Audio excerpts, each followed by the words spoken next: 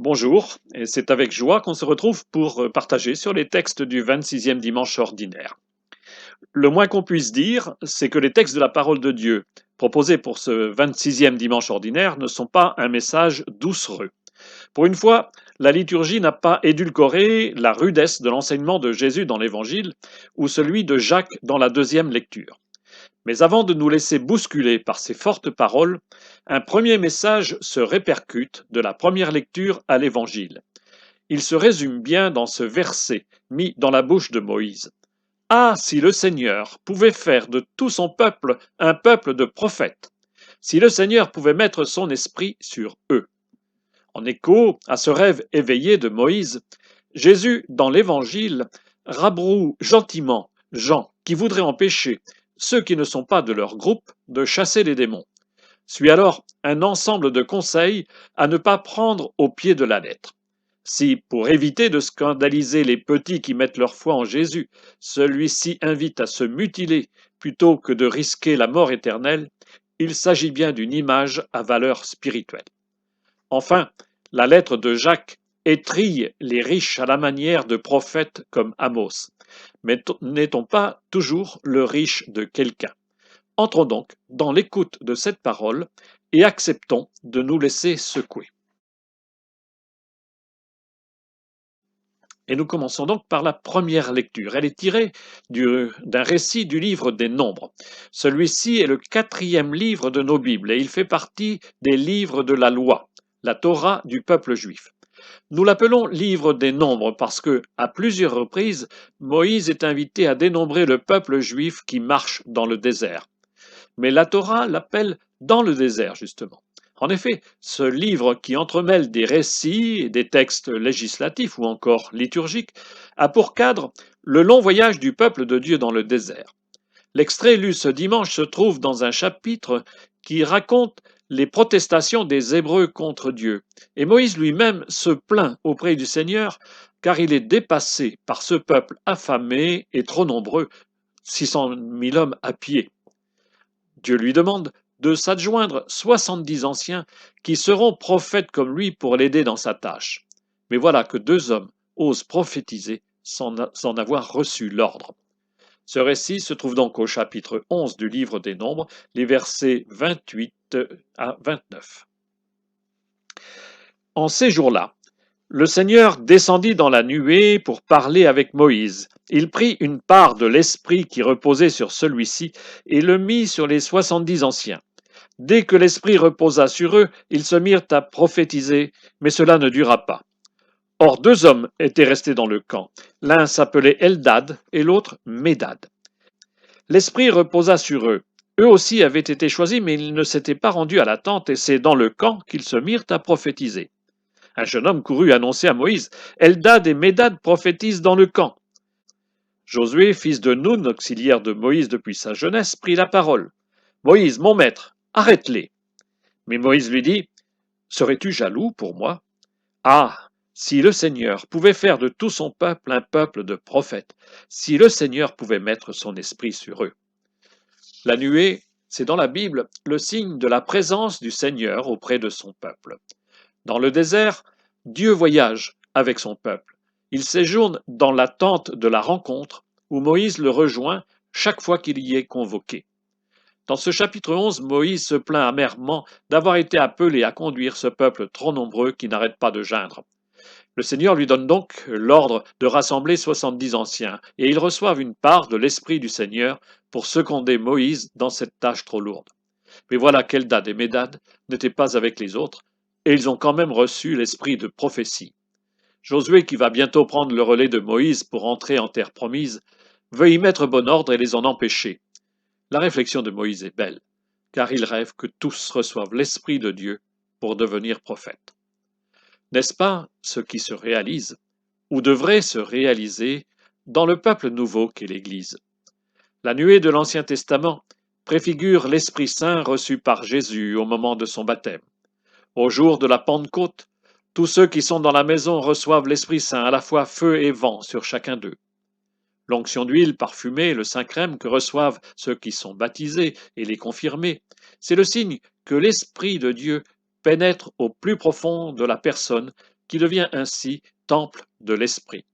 Dans les Actes des Apôtres, Luc met dans la bouche de Pierre un long discours qu'il prononce juste après avoir reçu l'Esprit Saint. Et il cite le prophète Joël.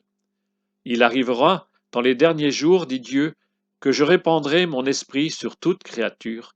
Vos fils et vos filles prophétiseront. Rêvons avec Moïse et Pierre que tous les baptisés ayant reçu l'Esprit Saint deviennent vraiment un peuple de prophètes qui osent annoncer l'Évangile en parole et en actes.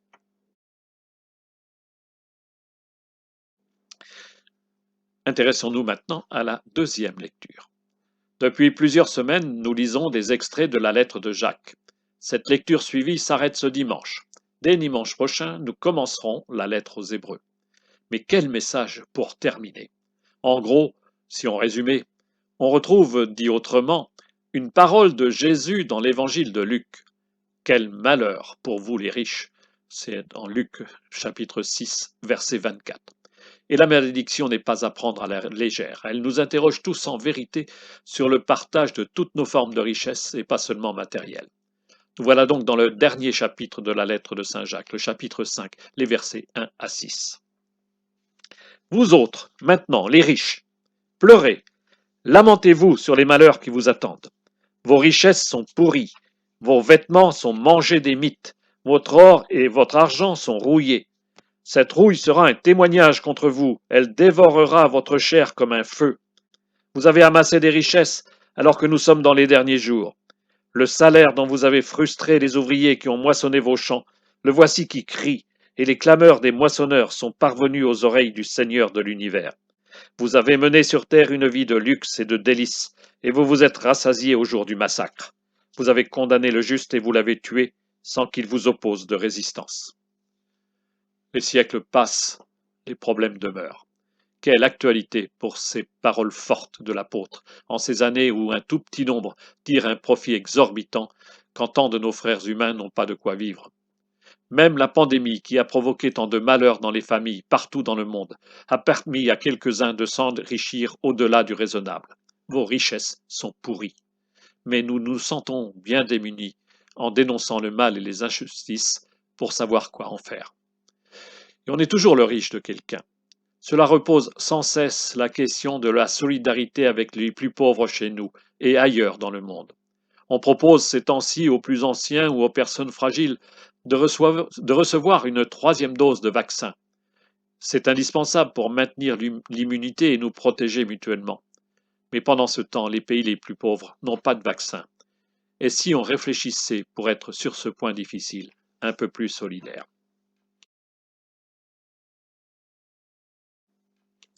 Et allons lire maintenant l'évangile de ce dimanche. Il présente deux parties qui n'ont apparemment pas beaucoup de liens directs entre elles.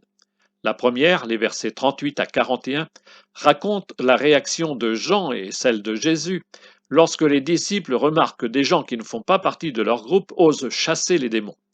Jésus invite alors ses disciples à s'en réjouir. Ces gens qui luttent contre le mal ne préfigurent-ils pas ces hommes ou ces femmes de bonne volonté, comme nous le chantons dans le Gloire à Dieu?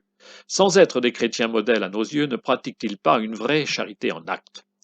La deuxième partie, les versets 42 à 48, regroupe plusieurs paroles de Jésus construites sur le même modèle. Si ta main, si ton pied, si ton œil, bref, le disciple du Christ blesse gravement le cœur de ces petits qui ont foi en lui, il devient la cause d'un scandale irréparable. Nous lisons donc ce dimanche la fin du chapitre 9 de Saint Marc, les versets 38 à 48. En ce temps-là, Jean, l'un des 12, disait à Jésus, « Maître, nous avons vu quelqu'un expulser les démons en ton nom. Nous en avons empêché, car il n'est pas de ceux qui nous suivent. » Jésus répondit, « Ne l'en empêchez pas, car celui qui fait un miracle en mon nom ne peut pas aussitôt après mal parler de moi. Celui qui n'est pas contre nous est pour nous. Et celui qui vous donnera un verre d'eau au nom de votre appartenance au Christ, Amen, je vous le dis, il ne restera pas sans récompense. Celui qui est un scandale, une occasion de chute pour un seul de ces petits qui croient en moi, mieux vaudrait pour lui qu'on lui attache au cou une de ces meules que tournent les ânes et qu'on le jette à la mer. Et si ta main est pour toi une occasion de chute, coupe-la. Mieux vaut pour toi entrer manchot dans la vie éternelle que de t'en aller dans la géhenne avec tes deux mains, là où le feu ne s'éteint pas. Si ton pied est pour toi une occasion de chute, coupe-le. Mieux vaut pour toi entrer estropié dans la vie éternelle que de t'en aller dans la géhenne avec tes deux pieds. Si ton œil est pour toi une occasion de chute, arrache-le. Mieux vaut pour toi entrer borgne dans le royaume de Dieu que de t'en aller dans la géhenne avec tes deux yeux, là où le ver ne meurt pas et où le feu ne s'éteint pas. Comme Josué dans la première lecture, Jean voudrait bien mettre un terme à l'activité de ces gens qui guérissent des malades, alors qu'ils n'en ont pas reçu apparemment mission. Comme Moïse qui rêvait que tous deviennent prophètes, Jésus invite Jean et les autres disciples à porter un regard positif sur ces gens. S'ils prennent soin de la souffrance des autres et les guérissent, c'est qu'ils sont d'authentiques témoins de la bonne nouvelle. L'évangile n'est pas seulement l'affaire du petit cercle des pratiquants, il peut toucher le cœur de plein de gens qui deviennent capables d'une vraie charité au quotidien. Ils sont nombreux, ces hommes et ces femmes de bonne volonté, qui prennent soin des autres de manière admirable. Réjouissons-nous quand l'Esprit Saint imprègne les cœurs en secret et leur donne de vivre la fraternité, hors des cadres que nous voudrions bien lui assigner. Le verre d'eau partagé devient ici le symbole de tant d'actes d'amour ou de compassion.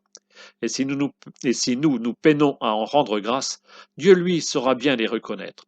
Ces gens-là vivent vraiment l'agir au quotidien pour la gloire de Dieu et le salut du monde. Ce salut promis bien au-delà des frontières de notre Église.